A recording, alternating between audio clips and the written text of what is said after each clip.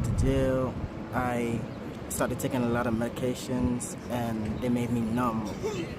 And after I got out of the numbness, I started getting depressed. How do we go from the weed to the crack?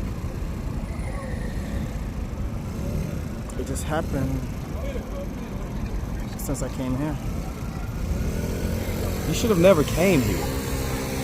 This is a damn devil place, man. What would need to happen in order to get you into rehab? I know what to do. Well, tell us, enlighten us. I would have to go to Dunwoody to meet a family friend, and he can help me. Okay, so there's a family friend in Dunwoody that can help you get into rehab. Yes. Okay, get in my car, let's go.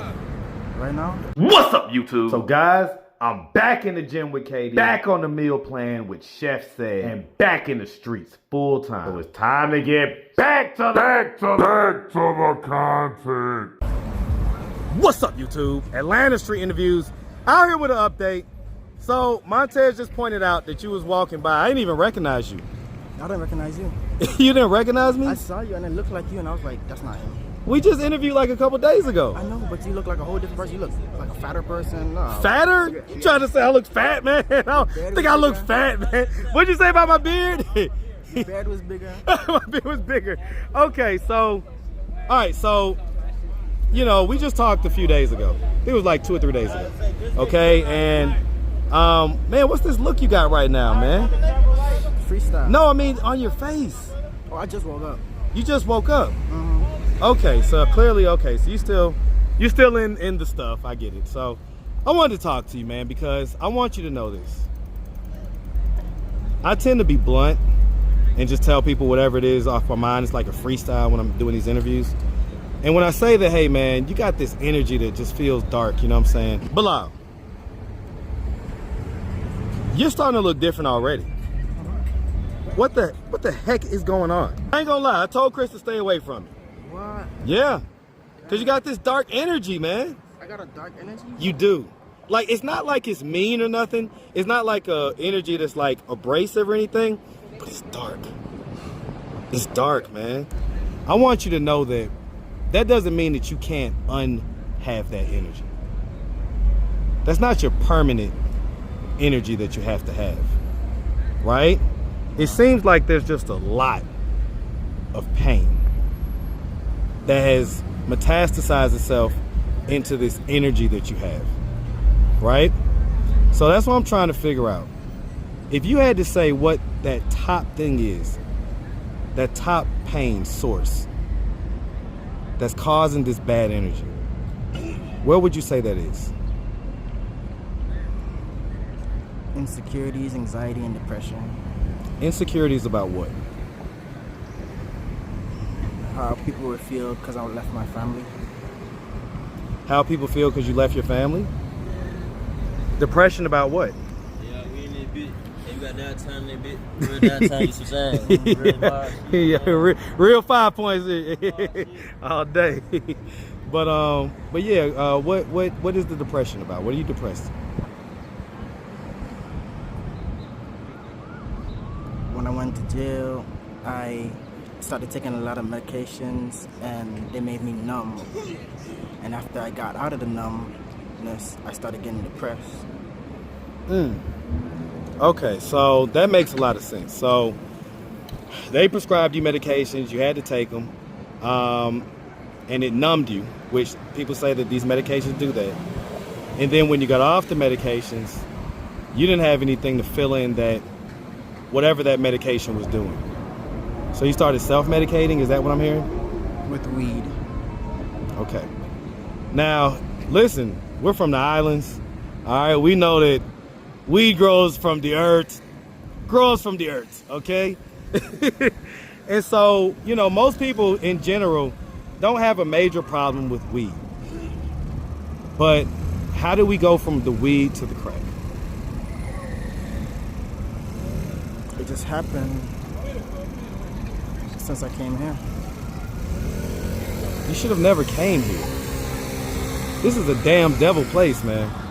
I'm telling you. And that dark energy that I'm feeling, see, when I talk to you sometimes, I feel the dark energy, but then at points, I feel you in there. I feel Bilal in there. But I feel like Bilal has just been taken over by this dark entity right now. Do you feel that way? Or am I just way off base? I feel that way. Okay. So, go ahead. What was you going to say? I don't feel that way all the way. Okay. Elaborate. I feel like And speak up a little bit for me. I feel like 80% of the time I can control my dark energy. Well, see, that 20%, though, that's a big enough amount that could cause some stuff, man. You know? It's breaking down. Well, I don't know, man. Like, it... So, you say you've tried rehab before? Yes.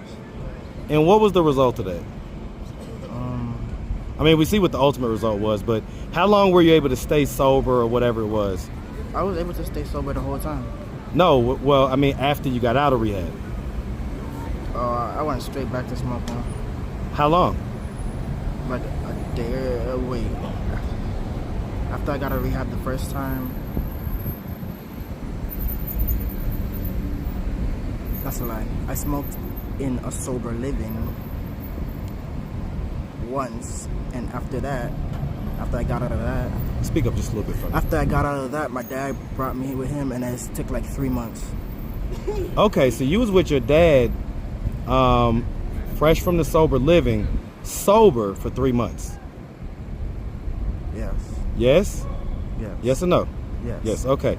So what was it that happened after 3 months that caused you to pick up the addiction or the smoking or whatever it was, that caused you to pick it back up? What was it that do you think that happened? The depression. Well, but wasn't the depression already there? The depression. It just got to be too much after 3 months? The depression came after I got out of jail. After I got out of jail, I went to rehab, Okay.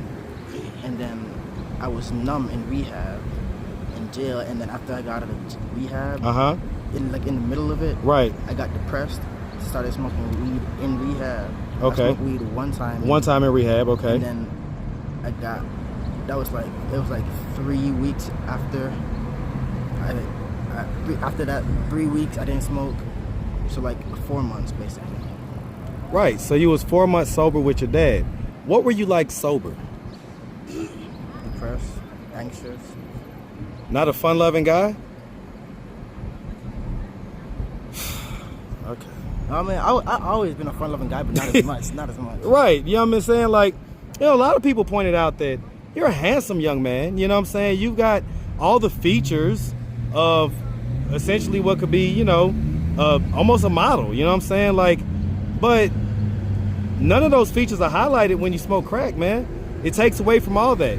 Your skin is starting to look like, you know, darker and more just toxic or whatever. Your lips, you know, you had the Tyrone Biggums lips going on last time. I don't know if you know who Tyrone Biggums is from Dave Chappelle, but he was like the funny crackhead on Dave Chappelle. But you had that, you know, you had that stuff going on. Do you not want to see yourself back sober? I will. Just minus the depression, right? I will eventually, for a little while, and then I'll probably start smoking weed again. Well, like I say, man, I'm not gonna sit here and denigrate you about weed, but that crack, what are we gonna do about that? I'm gonna pace myself. So, is there any part of you that would consider rehab? Yes. So you would consider rehab? Yeah. Okay, so what would need to happen in order to get you into rehab? I know what to do. Well, tell us, enlighten us. I would have to go to Dunwoody to meet a family friend, and he can help me. Okay, so there's a family friend in Dunwoody that can help you get into rehab. Yes. Okay, get in my car, let's go. Right now? Do you have his number?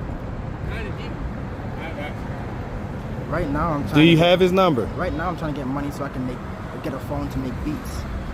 And get some crack? No. No? No. Bilal. What do you think I'm gonna do with this 10 right now? Okay, so none of it's gonna go towards crack. No, not the 10.